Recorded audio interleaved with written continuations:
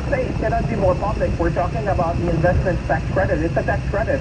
And lastly, I think it is inconceivable for anyone to be against. Canada is right now ahead of China for the investment with the track and the EV sector. You're talking about, just like the auto investment for a second, for Canadians to understand, this is the single largest investment, private investment by a company in Canada. It's the largest investment in the auto sector we've ever seen.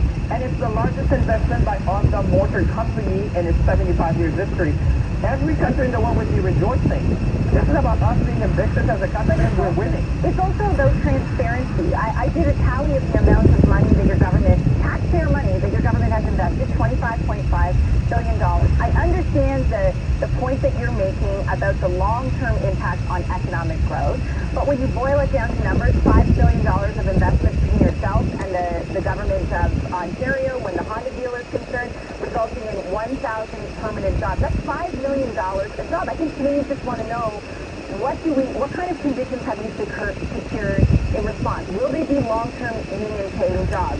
Is there a cap on executive compensation? There has been government money in the past that has gone to corporations, and we've seen layoffs years later. That's all. I'm not saying it's a bad thing. I just wonder, is there ever going to be a level of transparency from your government about what conditions was placed on the taxpayer money that's given to these corporations? Well, listen, they're benefiting from a tax credit, and by the way, in the Honda deal, actually, let's be clear for it. They're investing $15.7 billion of their money, not Canadian taxpayer money. This is Honda money coming in Canada. Every jurisdiction. Well, hold on, but they get a tax credit that is very transparent, and you cannot equate that to other. You're talking about tens of thousands of jobs because the plant you're building is for a century. So I think as Canadians, it could not be clearer. I mean, Bloomberg, don't take it from me. Bloomberg says Canada is winning ahead of China. Remind me, when did we win ahead of China when it comes to economic terms? That's the world. I just want to know, are those contracts ever going to be public? Are those contracts ever going to be made public? Well, I'm saying Honda is benefiting from the investment tax credit. And as you know, this is very transparent. It's in the tax code. 30% what is reimbursable employment and investment plant and equipment. Those were done in a different regime. We have made the contract transparent to the parliamentarian and the committee. But at the end of the day, I hope that, you see it in Canadians, and I think the world see it, because not only you've seen this investment, you've seen a Science Cafe just last week investing $1.5 billion. We're building the ecosystem of the future. We're building the economy of the 21st century. This is a transformational, industrial transformation like we've never seen before. And the good thing, we're leading it. And the good thing is that it's going to provide jobs for decades and generations to come. Minister, okay, I'm going to leave it on that note, Minister. I appreciate your time. As always, thank you. Thank you very much. Talk to you. When we come back, cross-border talk. The Prime Minister is set to deliver a speech at the Union Convention in the U.S. this week. What is that signal? As his government prepares for another potential Donald Trump presidency, Canada's ambassador to the U.S., Christy Hillman, will be here, and I'm going to ask her. The Canadian Tulip Festival returns May 10th to the 20th. Celebrate the RCAF Centennial with exciting events for everyone to enjoy. Don't miss 11 days and nights of free movies, a new live immersive sound and light show featuring true heroic tales from the RCAF in the Second World War. Plus, take a walk down the Blacklight Boardwalk and check out the hundreds of thousands of tulips. For details, visit tulipfestival.ca. The Canadian Tulip Festival, proudly supported by News Talk 580 CFRA. Ottawa. When you enter CO, you enter a world of hope and discovery with real-life superheroes using amazing powers that make us feel better. A special place just for kids that inspires us and cares for us with innovative, life-changing research. Feel hope so many kids every single day, helping us live our best lives. Making a difference for children, youth, and families. CO, the best life for every child and youth. Last year's #1 Canadian drama is on CTV. Thought I was strong enough to handle it all. I'd rather have control of my life than leave it up to chance. What is life all about that you do? Sullivan's Crossing, new episode, tonight at 8 on CTV. Lately, times have been challenging, with many people facing increased interest rates, inflation, and rising credit card debt. Everyone needs a little help from time to time, but it can be hard to ask for help when it comes to your personal finances. But you're not alone. Millions of Canadians share that feeling with you.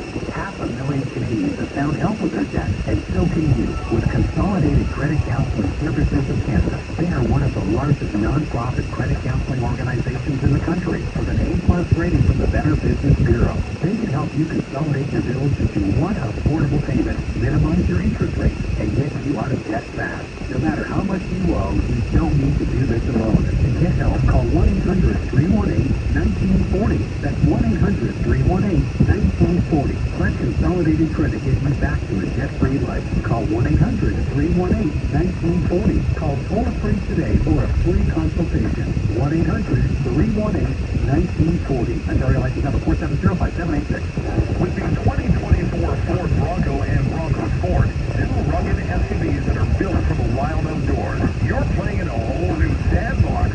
With standard coat modes that go over any type of terrain, like sand modes, plus standard 4x4s. And right now, you can get a $4,000 rebate on most 2024 Ford Bronco and Bronco Sport models. To learn more, visit your Ford dealer of Ottawa or Ford.ca today. A little more.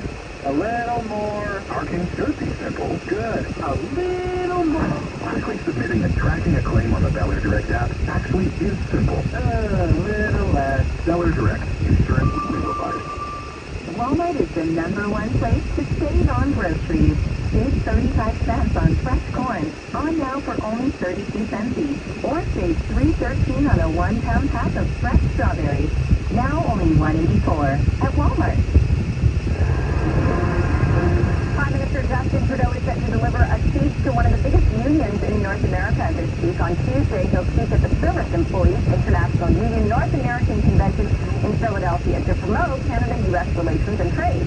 It comes as the Trudeau government is preparing behind the scenes for a possible Donald Trump presidency and the potential economic impact that could bring. Trump has threatened to impose a 10% tariff on all imports, including those from Canada. And according to a recent report from Scotiabank, a quote, Trump's victory and follow-through on the policy side would likely see higher inflation than what could be expected in a Biden victory. Canada's ambassador to the U.S., Kirsten Hillman, is here now. Hi, Ambassador. Very good to see you. As always, thanks so much for making the time. Happy to be with you. I wanted to start off and just look ahead to next week in the Prime Minister's trip to the U.S. and more specifically, what the objective, in your view, is in addressing this group. The Prime Minister is coming to Philadelphia to address the Services Union, International Services Union, its Canadian and its American members. And they have a conference every 4 years, so he's been invited to address them. And so I'm very excited about that, just for that reason, but also as an opportunity to highlight that we have this unique feature in our relationship, which is this bilateral community of workers. And I think it's just it's an expression of the fact that we have such integrated economies, we have such integrated workforces, and shared values in the labor space. Are there other significant meetings that the Prime Minister will be taking while he's in the U.S. next week? Yes, so we'll also have quite a robust business agenda. We are going to be meeting with a wide variety of businesses, not only from Pennsylvania, but some coming in from out of state, for a few reasons. One, from the local perspective, Canada is Pennsylvania's #1 trading partner. Canadian companies create over 60,000 jobs in the state. We are by far their biggest trading partner, so we buy more from them than their next 4 export destinations combined. So it's an incredibly robust trading relationship. And so we want to talk to some of those companies and say, okay, this is great. Tell us what's working well. Tell us how we can build on the momentum. Canada and the United States last year had their biggest trading year in history. We traded more between our two countries than ever in the history of our two countries. So it's important on us to make sure that we maintain that trajectory, and we want to talk to the people, that are responsible for creating those jobs and that activity about that fact and about what we do to make sure we carry on, as I say, on that trajectory. Just jumping off that point to the bigger picture where the so-called Team Canada approach is concerned, it's been about 6 months, I think, somewhere in and around there since the announcement of that approach was made. Is the evolution of it, or what it functions as now, your role included, different than you anticipated it would be, and if so, in what way? I don't think it's different. I think it's maybe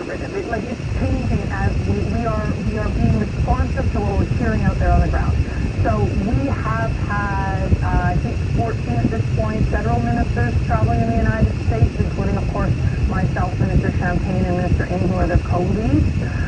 But we've had a number of parliamentarians from all parties. So just this week we had an interparliamentary group representing all parties of the federal parliament here in Washington, meeting with members of Congress from across the country.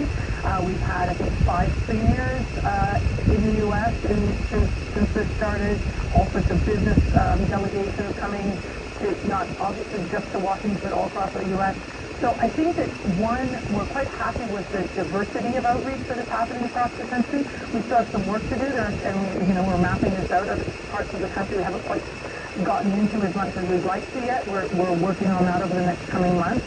I think that we always are just looking also at what's regionally important. So in some parts of the country it's agriculture and making sure that's working well. In some parts of the country it's manufacturing or it's investment. It just depends on where we are. I think from an outside perspective, part of what has evolved is the cementing essentially of two candidates, and then some of the recent polling that I know Canadians are familiar with, which includes the fact that at this juncture, among likely voters, in 5 of the 6 swing states, Donald Trump is polling, in some instances, a lot ahead, in some instances, a bit ahead of Joe Biden. What's your team's outreach to current Trump officials? I think I read in the Globe and Mail last week that there's been outreach to former Trump officials, but is your outreach to current Trump people, and what does that look like, if so? Well, I mean, in a sense, current Trump people are his advisors in his ecosystem. And some of those are former Trump officials. There are people that are devoted to supporting him as a candidate. So we are meeting with those people, and a lot of them we know are actively involved in trying to develop the policies that they would put to him would he be elected. So some of the people that we dealt with during the last administration, some of them are others, but most of them are people who are well known to us because they are either former Trump either officials or advisors, or they are people who are up on in Congress, elected officials in Congress, or at the state level. So we have all those contacts within the Republican Party. There are also a couple of think tanks across the country, that some in Washington, some in other parts of the country, that are also very actively involved in not only developing policy, but identifying who the candidates might be to work in a second Trump administration. And so we're also spending time with them trying to understand their policies, but also, who else they might direct us to. And what I would say is, and I think it's important to note, there's a huge openness to talk to Canada and Canadians, to me, to my team, about what they're thinking. And something that maybe isn't always obvious is that the things that we do together aren't particularly partisan. Like, the Trump team is interested in economic security, in economic growth, in energy security, in national security, in clean water, in clean air. Like, they're interested in all the conversations. And so we find that we have an audience that is receptive to spending time with us. Do you have a sense, Ambassador, of what his agenda specific to Canada would be? I'll be honest, I'm not sure there is an agenda specific to Canada. At least if there is one, it's not being characterized as such. There's a trade agenda, there's a domestic agenda. I mean, as most officials elected who are seeking to govern a country, they're focused on their country. They're focused on domestic issues, as they should be. And that is true of, obviously, the Biden administration, and it is true of those who are working to develop a platform for President Trump. So they're largely domestic, economic, security, jobs, economy, all these kinds of concerns. And that is actually a huge advantage for Canada, because we have a lot to talk about in that space. I just have time for one final question. And I had interviewed the president of Poland a few weeks ago, just after he himself met with former president and the GOP nominee Donald Trump. Does our Prime Minister have any intention to meet with Donald Trump before the election? I mean, I think that's a question for Prime Minister. I'm not aware of any plans in that regard. Okay, I will leave it there. Ambassador, thanks so much for your time. Thanks very much. Coming up, all eyes are on British Columbia, where a Unite the Right movement looks to be gaining ground. Is a merger on the table? VP United leader Kevin Falcon will be here just ahead. This is News Talk 580, CFRA. At Desjardins, we're here to help with all your home projects. Financing your first semi-detached or a split level with garage attached. Renewing the mortgage on your condo, refinancing your bungalow for a big reno. It would look great, you know. No matter your project, let us guide you through every step of the financing process. Learn about our offers and special rates. Visit Desjardins.com/homeowner. On approved credits by Desjardins. I miss Sarah. Do you miss Sarah, Callum? Of course I do. In my mind, I see Sarah on sailboats, having an adventure on the other side of the world. That's quite an imagination you have, Fiona. A sailboat? Yes, a 40-foot sailboat, and right now I'm watching just somewhere between Australia and Japan. Fiona, did you ever meet Sarah? When would Fiona have ever met Sarah? Tell me about this girl. She was forever the customer's advocate, urging us to see everything through the eyes of the customer. Sort of like what you are doing for us, Fiona. Sarah always wanted our customers to have the best of everything. The best experience, the best prices, the best diamonds, the best warranty, the best selection, the best financing, the best of everything. Sort of like what you are doing for us, Fiona. Fiona, I've known you since the day I was born, and you've always told me the truth. That's right, little brother. Have you been talking to Sarah? Ben. Located in the Rideau Center. With deals like a 12-pack of 355 milliliter Pepsi for just $6.25 at Food Basics, you'll be saying, totally wowza! Only until May 22nd. Food Basics, always more for less. Canadian Blood Services is pleased to share some important news. Now even more of us can make all the difference to patients across Canada. If you lived or spent time in the United Kingdom, Republic of Ireland, or France during the March Heart Disease outbreak, you may now be eligible to donate blood and plasma in Canada and help ensure that patient need will continue to be met now and into the future. Visit blood.ca or download the Give Blood app to learn more. Together, we are Canada's lifeline. It's springtime in Paris, and the queens and queens of play have come out to play. Allez, soyez dans la soirée. Oh là là. Roland Garros, May 26th to June 9th on GSM and GSM Plus. Bonjour. Hello. Voudriez-vous apprendre une autre langue? Would you like to learn another language? Como italiano? Like Italian. O español? Or Spanish? With Babbel, learning a language is fácil, easy. Lessons take just 10 minutes a day and are voiced by real native speakers designed for all levels of learners. Right now, Babbel is offering radio listeners 55% off their subscription. Visit babbel.com/radio. That's BABBEL.com/radio for 55% off. Make your personal day truly personal. No meetings, emails, or errands. Just in a serene color pool. Savor a gourmet lunch and a warm fireside. A tasty every day. Take good care. Embrace May's sunny weather with a one-day spa village getaway. Discover a world of restorative rituals at Nordique Spa Nature. Prioritize your well-being. Visit Leonardique.com to book your getaway. At Desjardins, we're here to help with all your home projects.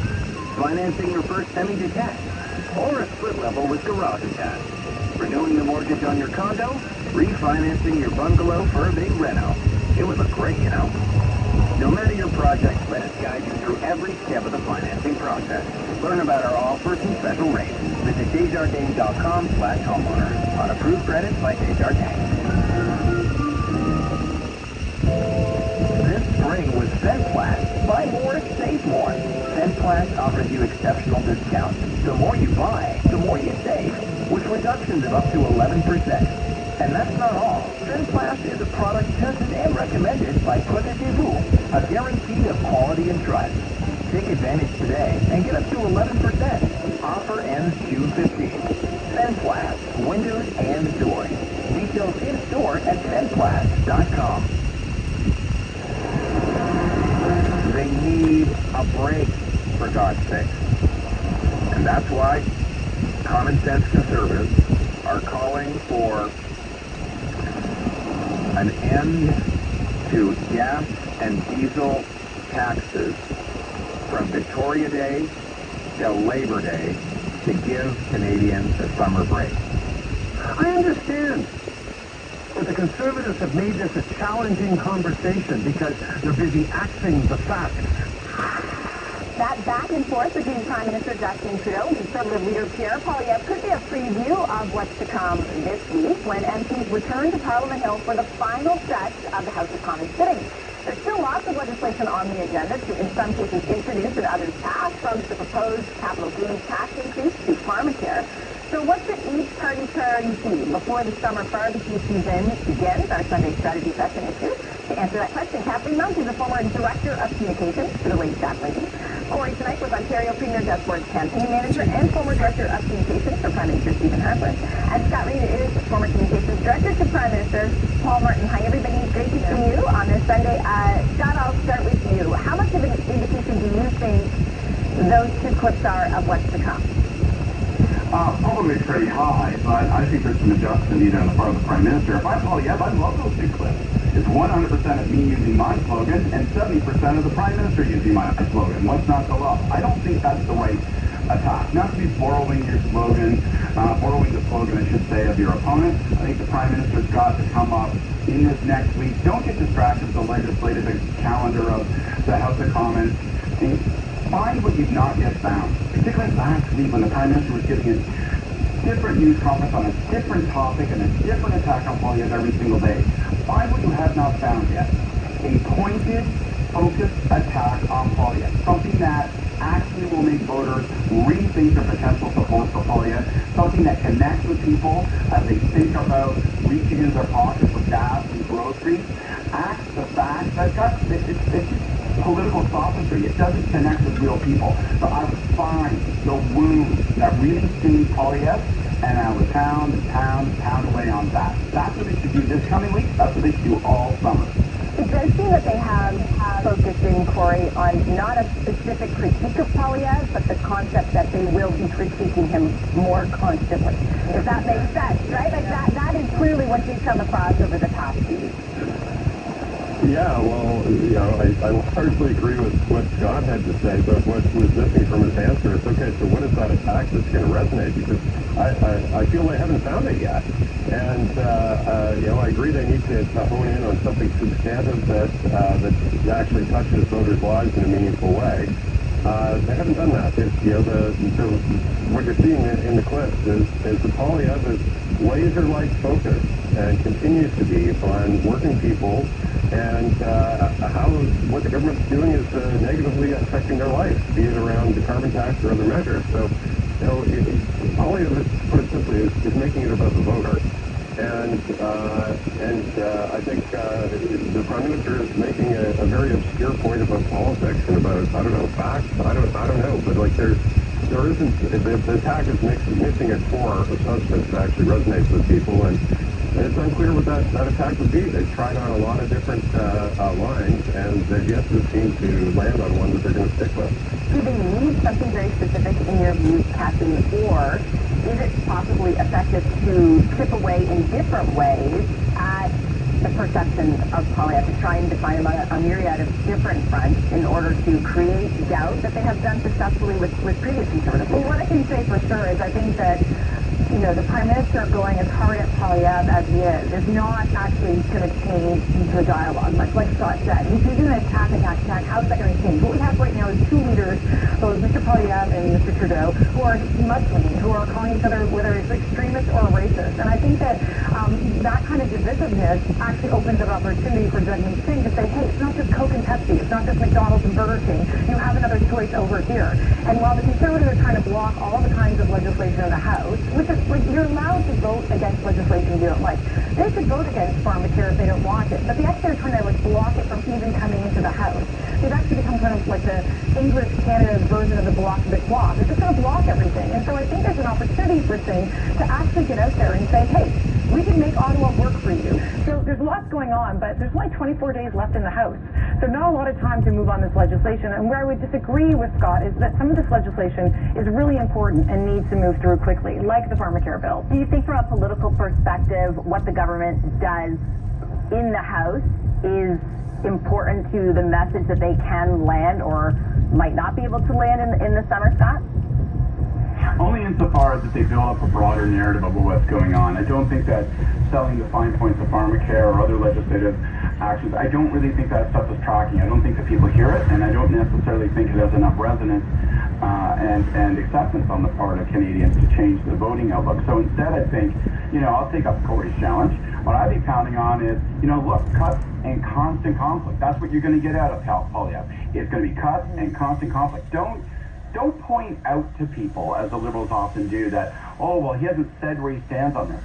Say where he stands on it. Say that he will cut things that you care about. Say that he will cut things that middle-class families care about. Force him to say, well, no, I won't. That's how you get him into the arena on these issues. So I would pound away on those things, and I would hammer. There is this question of how much you use the Prime Minister as a negative battering ram, but since they're not advertising, they've got few other options if they want to get noticed at all. Yeah, I was going to actually say that because as Kathleen was sort of describing how the Poilievre-Trudeau fight has been unfolding, Corey, it reminded me of the fact that they must not be listening to all three of you who have constantly for like the past year said, you guys should not be the people attacking each other, but they remain so.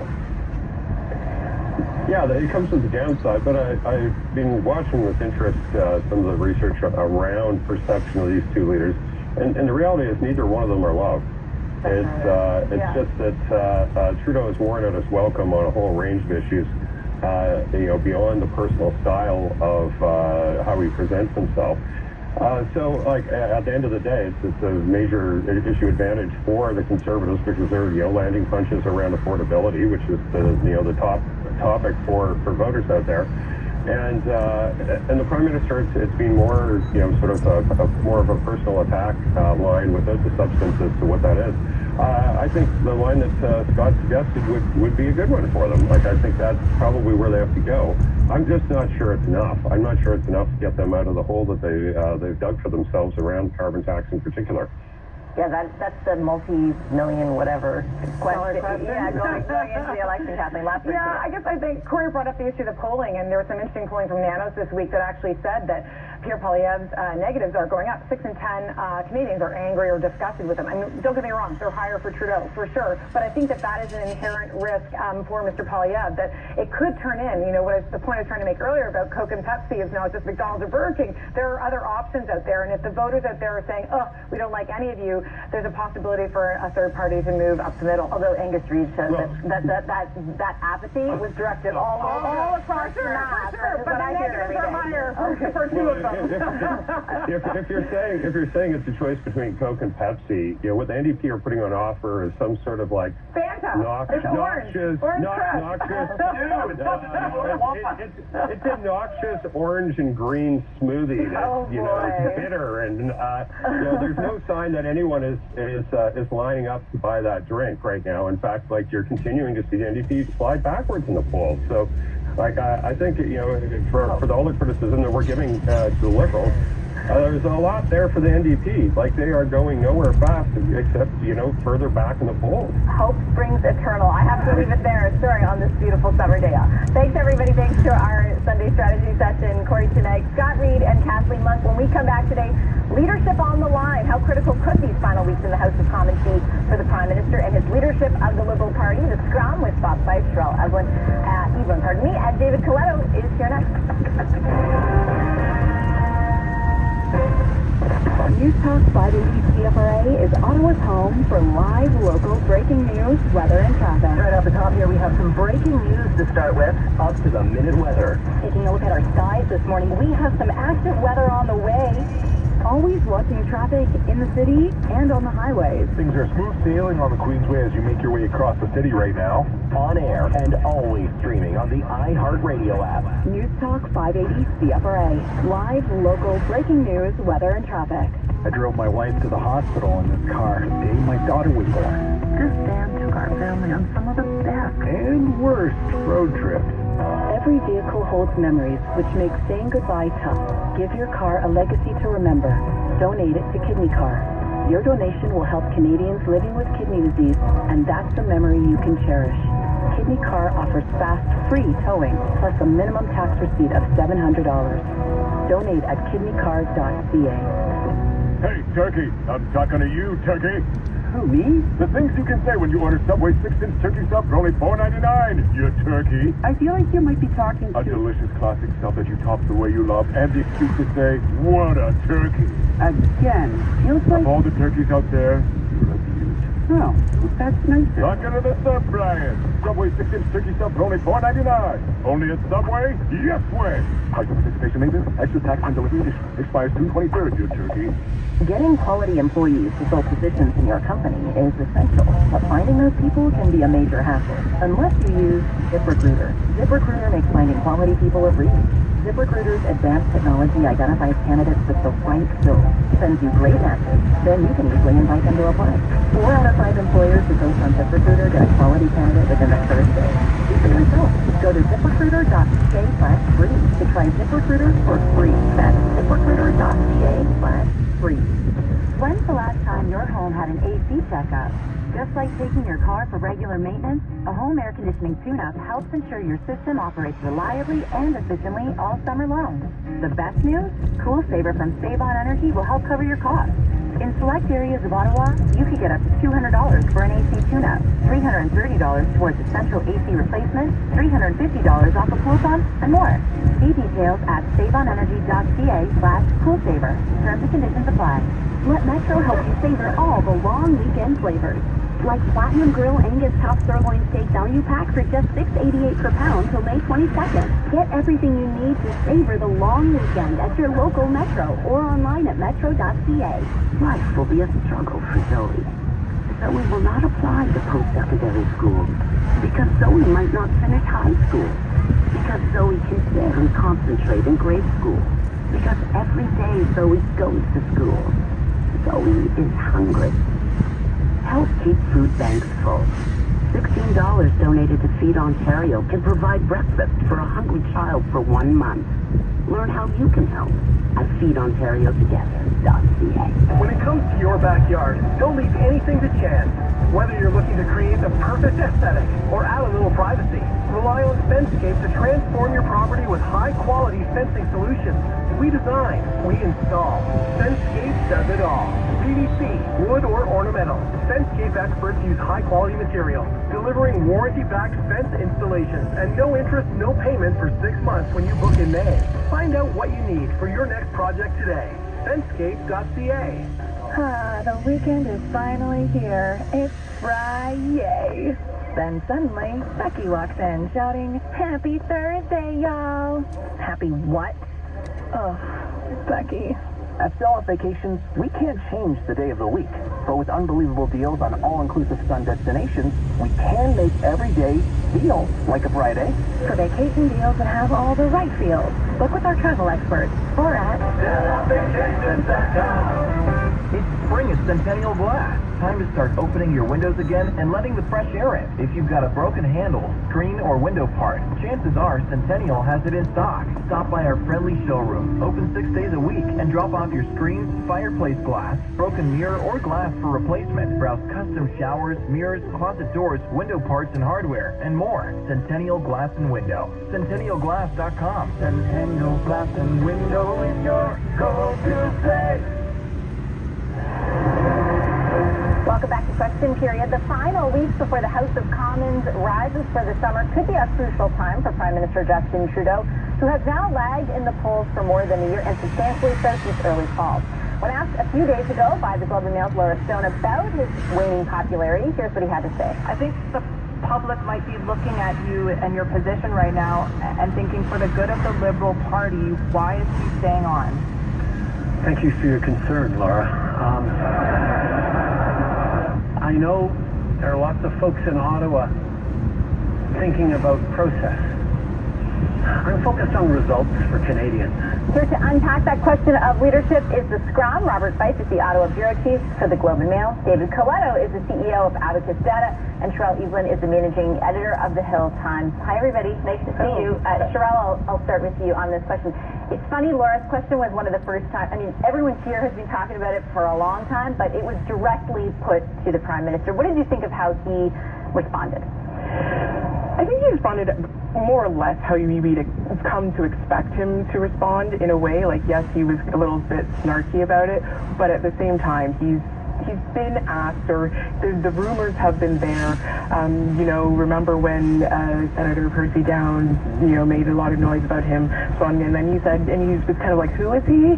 Like, it's that same kind of, devil may care attitude, thinking, I don't have to worry about this right now. And then pivoting to, here's what we do have to worry about, which are, these various concerns of voters and the country. It's not really, like I said, it's not unexpected, but it is interesting to see him have to navigate it, on a very public level of, hey, everybody's looking to you right now to do something. We are looking to you to see if you are capable of, finishing this job that you started. And according to the polls, nobody really believes that, so how are you going to change our minds? Well, let's get into that, because I think the impetus for the question at this juncture is certainly that the Liberals, David, put out all the stops for the budget, both before and after, and Marika Walsh with the Globe was reporting they were hoping to see a 5-point increase by the end of the summer. And I think setting the stakes is why people are saying, well, if they don't see any movement, does the Prime Minister not have to kind of look in the mirror at that moment?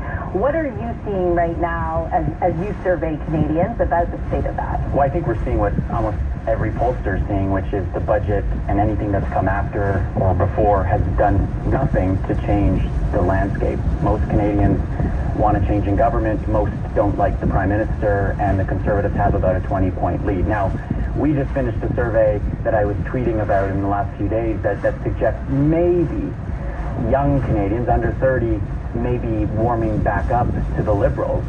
But in the same poll, they're still trailing by 19. So even if they gain 5 points among young people and their whole focus on generational fairness actually makes them more appealing to young folks, that's not enough. Like, that doesn't get them out of the deep hole that they're in. And so I see zero evidence that Canadians, in fact, are warming up to the Liberals. I actually see evidence that the numbers keep getting a little bit worse. Fewer people open to voting Liberal.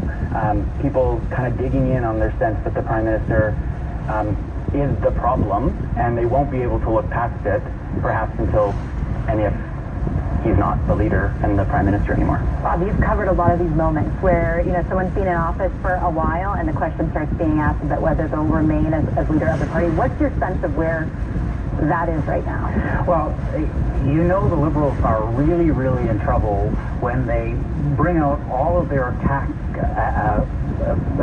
that stuff that they usually do during election campaign: abortion, gun control, health care. They're going to destroy health care.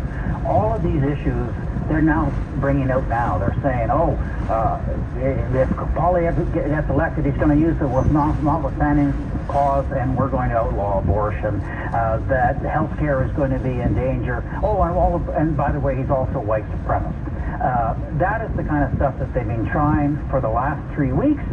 None of it seems to be working at all, and that makes you wonder if they can't make it work now, what happens during an election campaign? I think the sense that I get from Liberals throughout is that it's true, as Bob points out, that they're employing a lot of the wedges that they do normally in a campaign, but to be fair to them, Poilievre has provided some fertile ground in the past few weeks in the comments he's made around the notwithstanding clause, the not explicit denunciation, for example, of the endorsement of Alex Jones. I think to Bob's other point, though, what is critical in the Prime Minister assessing whether or not to leave is whether it can help them gain any ground, whether picking away at Poilievre in the ways they've successfully done with other leaders brings them any success at this point.